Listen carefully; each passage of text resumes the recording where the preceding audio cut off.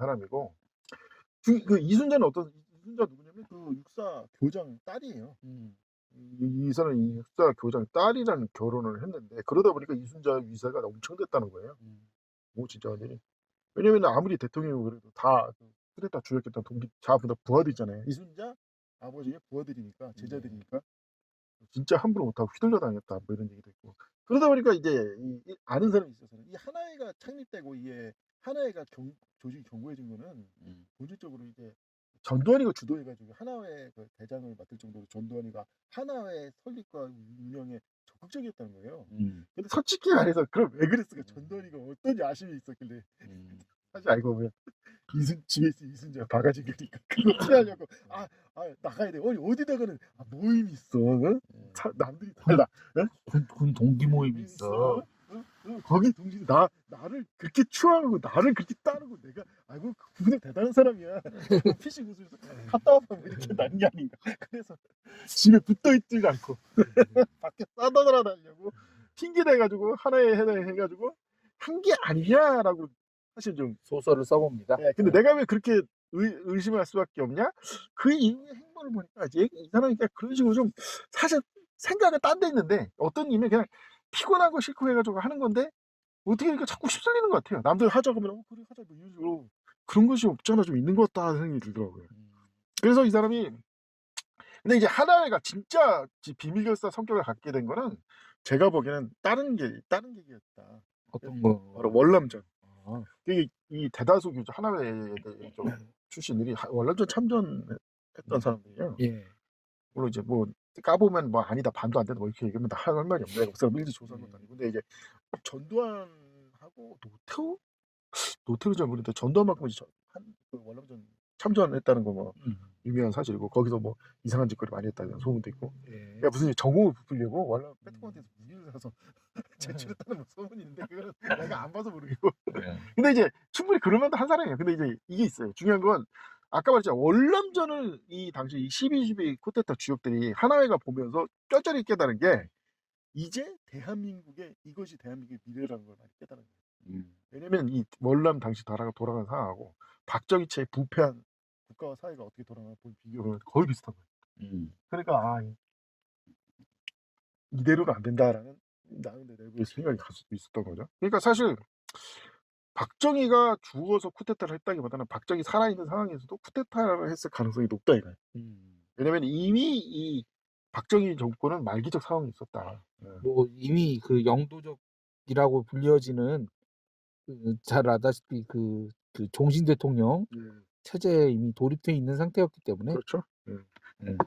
그러니까 언제 나라가 망해도 이상하지 정도. 특히 월남의 부패를 보고 왔으면 이 우리나라의 당시 그 부패는 극에 달해 있었어요.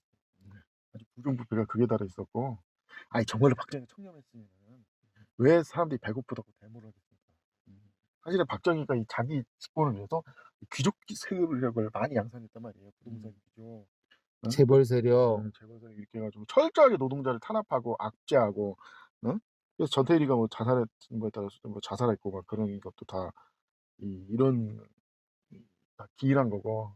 그래서 유명한 그 부마사 항쟁의 시발점이 어떻게 어공이 야 당시에 얼마나 억울한 임금 배고프다고 하는 데모를 때려잡았으면은 데모할 데가 없어가지고 여공들이 그 야당 당사에서 데모를 했는데 거기에 경찰들이 난입을 했죠. 예. 난입을 해서 뭐 때려잡고 난리치니 갑자기 김영삼이 그 경찰서장을 귀싸대기를 때리면서 거기 건방지게 야당. 그러니까 거기서 아마 김영삼이 구속이 됐나 잡혀갔나 하니까 거기서 부마사 대적군요. 그래서 이제 시작된 게 부마 항쟁이었고. 그렇죠. 부마 항쟁이 벌어졌고 그게 이제 거의 뭐 사실 근데 난 솔직히 그래서 이제 김재규하고 그 누구지 차지철하고 박정희가 이제 군정도 안가에서 술을 마실 때 그 부마 사태 관련해서 내용 언급이 그걸 되지 않습니까? 왜 발파락에 안 썼냐고. 다음번에 이런 일이 생기면 내 손 내가 직접 발포명을 내리겠다. 그러니까 그 유명한 얘기죠. 그 차지철이 그렇습니다. 캄보디아는 수백만 명 죽어도 괜찮다. 수백만 명을 죽였는데 괜찮지 않냐. 우리 해야 된다. 막 이렇게 하니까 바로 하네. 카카 제발 정치를 대국적으로 합시오. 그래서 딱딱딱 해가지고 처형을 하죠 그냥. 차지철도 죽죠 그때? 네, 차지철 죽어요. 차지철은 먼저 쏘고 그다음에 이렇게 쐈을 것 같아요. 아니 상황은 정확하게 모르지만. 아니 솔직히 뭐 아니 그렇죠 뭐. 근데 이제 대종을 원전이 이제 아마 박정희 먼저 쏘고 그 다음에 차지철을 썼을 거라고 생각해요. 왜냐면 차지철을 대충 내가 그때 영화 내용에서 나오는데 도마에강 현장에서 먼저 쐈으면 바로 현장에서 뭐 잡아야 되는데 피운이 너무 그래요.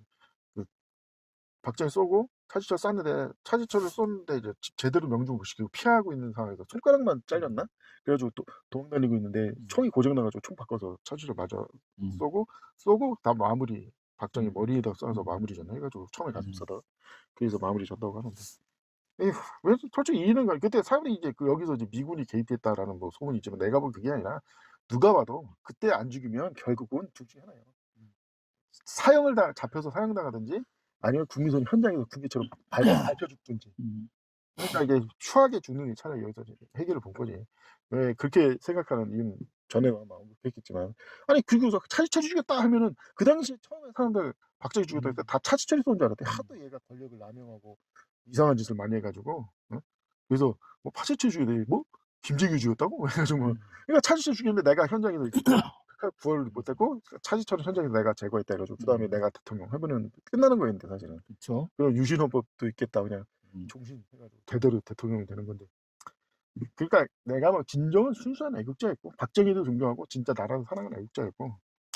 자, 이 상황에서 이제 결국은 이 관련 문제를 해결하기 위해서 보위부가 보안사가 생겼나? 일단 이제 근데 여기서 전두환이가 이 사령관을 하면서 이제 결국 12.12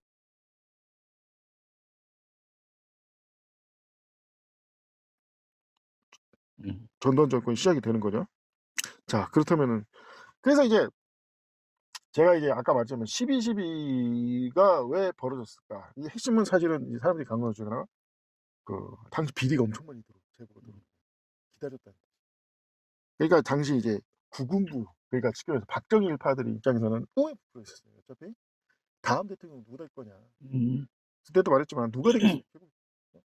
그 뭐냐 그때 그 노태우 아니 박정희가 죽은 지 10년도 더 지난 시점에서도 노태우가 박정희가 죽은 지 8년이 지난 시점에서도 7년 지났지. 또 노태우가 당선이 되는 거 보면 그때 이게 아무래도 박근혜나 김종필이가 이제 대통령 하려고 하고 있었고 솔직히 그 전두환 노태우 시절에 어쨌든 집권을 해서 많은 그 구습의 잔재를 청산을 많이 했다 사실. 그러니까 사람들이 그 내가 좀 답답한 것 중에 하나는 어쨌든 전두환, 노태우, 김영삼, 노무현 때 이르기까지 계속적으로 사회는 개혁해 왔어요. 단지 그게 국민들 눈에 성이 안 차는 것 뿐이지. 네? 계속 끊임없이 이제 선진 사회로 개혁을 계속 추진해 왔다. 예, 근데 그거를 좀 강구하는 것 같다. 이런 생각이 들더라고요. 그 풍마선의 경우에는 전두환 관련해서 여러 가지 이제 국가 사업이 많았지 않습니까? 그중에서 가장 기억에 남는 건 무엇입니까? 글쎄요. 전두환 때는 별로 기억에 남는 게 없어요. 그러니까 예를 들어 보면 전두환이 결국은 88 올림픽 유치를 해오긴 했는데 그다음에 이제 결국은 그 올림픽을 수행한 건 노태우였죠. 그렇죠. 그런데 그거 말고 뭐 국민카 만든다 뭐 이런 여러 가지 그 장미 구상 뭐 이런 거를 하긴 했는데 결국은 그냥 공연불이었고 대부분 전시행정 많이 했어요. 생각보다. 무슨 얘기냐면 아시아에서 가장 큰 몰을 만든다. 뭐 그런 거 많이 했어요. 사실. 사실 전두환 관련해서는 그럴 수밖에 없는 게 어떤 사업이나 그런 거보다 사실 광주 사태나 아웅산 테러 같은 그쵸. 참 굴곡 있는 일이 많았어요. 사실 전두환 때. 근데 사실 이게 왜 이 여파 중에 상당히 지금까지도 밝혀지지 않은 음모가 많다고 생각되는 것 중에 하나가 당시 전두환에 대한 암살 음모가 있었다는 건 뭐 제5공으로도 언급이 된 적 있지 않습니까? 근데 전두환의 암살 음모요. 전두환에 대한 암살 음모. 네. 그러니까 왜냐면 신군부잖아요. 전두환은 군부를 완전히 다 밀어내 정치권에서 밀어냈다는 거예요. 예. 그리고 대표적으로 두 명의 정치인을 혼쭐을 손봐줬는데 물론 당연히 김대중하고 김영삼도 이제 연금됐지만 김용필하고 박근혜를 손봐줬다. 그러니까 이게 새로운 시대를 어떻게 열려는 어떤 태동이었다고 해도 과언은 아닌 게 그러면서 이제 구체제를 많이 손봐줬다 이거예요.